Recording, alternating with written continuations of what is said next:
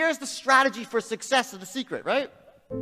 Go into your house and into a quiet room and you close the lights, draw the shades, and sit on a couch and visualize a big fat check.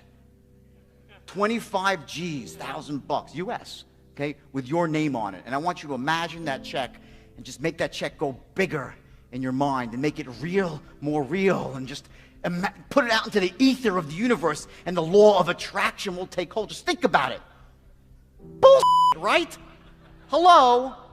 If that's your strategy for success, the only thing that will show up in your mailbox is not the check, it's a freaking eviction notice from your landlord. They'll be towing away your car. Your wife or your husband will be over the next door neighbor, and you'll be still saying, where's the check? Where's the check? Where's... Okay? The secret is a load of crap, okay? Do I believe in manifestation? Yeah! Damn straight I do. But you got to take action. I'm one of those unfortunate people. I tried it. I really did. I swear I tried it. Because I read the book, so well, let me try, you know? So I sat there and I prayed for the check. Never came. But when I went out and started taking action, guess what? The check came with an extra couple of zeros. The first level is called being unconsciously incompetent. And what that means is this. When you first start doing something, you know so little about it, you basically know nothing. You don't know what you don't know. This is a very scary spot to be in. When you're thrown into a situation and you're a complete novice, you say, geez, I'd love to get better at this, but I haven't the slightest idea what I don't know. Everyone follow that concept? This is where most people start off, okay? The next level is becoming consciously incompetent. That means that you're like, Jesus Christ, I don't know anything. You're like, there's this, there's that, there's all these strategies. They all sound great. I don't know them. That's the next level. Next level above that is called being consciously competent. Consciously competent means that you're good at something, but you can't really do it with your eyes closed yet. You're good, but it requires all your focus and your mental energy. Like, remember when we were kids growing up and you learned to tie your shoe? In the beginning, you're like, tie your shoe, like, you're putting your things across, and someone says, excuse me, like, don't interrupt me. You can't tie your shoe and have a conversation at the same time, right? That's when you're consciously competent in something. It requires all your conscious focus. The next level above that is called being unconscious competence. And that means when you're really, really great at something, you can do it without thinking about it. And the only way to get from conscious competence to unconscious competence is through practice. There's no other way. By drilling it into your head again and again and again and again and again until your brain just clicks, and all of a sudden you're using the unconscious part of your mind, which is infinitely more powerful than your conscious mind. The reason that most people are not successful or not wealthy is not because they set their goals too high and miss them. It's because they set them too low and hit them. Get that? It's not because you set your goals too high and miss. You set your goals too low and you hit them. And you get caught up in the average daily struggle of averagism and mediocrity. That's what kills people. You get it?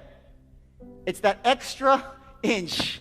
That's where you want to set your goal. Not pie in the sky and out of control like it's never going to happen, because that's a load of crap too. People that set those sort of goals, they abandon those goals. And we'll get to that later. But the idea here is you want to set the goals just above your comfort zone. So now think about it for a second. Think about your goals right now. How do you set them? Are you setting them very low and hitting them? If that's the case, then give yourself a 10. Are you setting goals that don't inspire you? Some people set goals that might be high, but they're crappy goals. They're not the sort of goals that make you jump out of bed in the morning, make you want to go to work for yourself, to secure the future, not just for you, but for your family. So you don't have to compromise or acquiesce to anybody unless you love them, unless you want to. That's freedom. You know, money's just a mechanism to get there. Most people, and here's the irony, is that most people don't have a compelling vision for their own future. They don't. They move through life setting goals, and goals have no power. We're at this point, you know, goals had power in 1959 when Earl Nightingale came with this idea of goal setting, and everyone's like, wow, I'm a goal-oriented person. And that was great. It worked for like 20 years. Everyone set goals and they got results. But then all of a sudden, you know, you set goals, and sometimes you hit them, sometimes you don't. Most times you don't. okay? And that's okay, but goals almost became like a synonym for like, oh, I'm going to set a goal and who gives a shit what really happens afterwards. And it almost is synonymous with failure now, goal setting. There's something above, and I believe in setting goals, but there's got to be something above your goals. And that's your vision for the future. And it's not just about, it doesn't have like an ending point. It's about the world being a certain way. And that's inspiring to you. When you truly have a vision for your future that inspires you, you're going to jump up out of bed in the morning and feel great about going at life versus being miserable and going to a job you hate or living a life that doesn't empower you and just, every day moving through just almost like an automaton, not really, having the zest and the greatness of life. And I'm guilty. I've been there myself when I felt like I didn't really have a compelling vision for my own future and I felt like I was wallowing. But at least I'm conscious of that. Here's the strategy for success, the secret, right?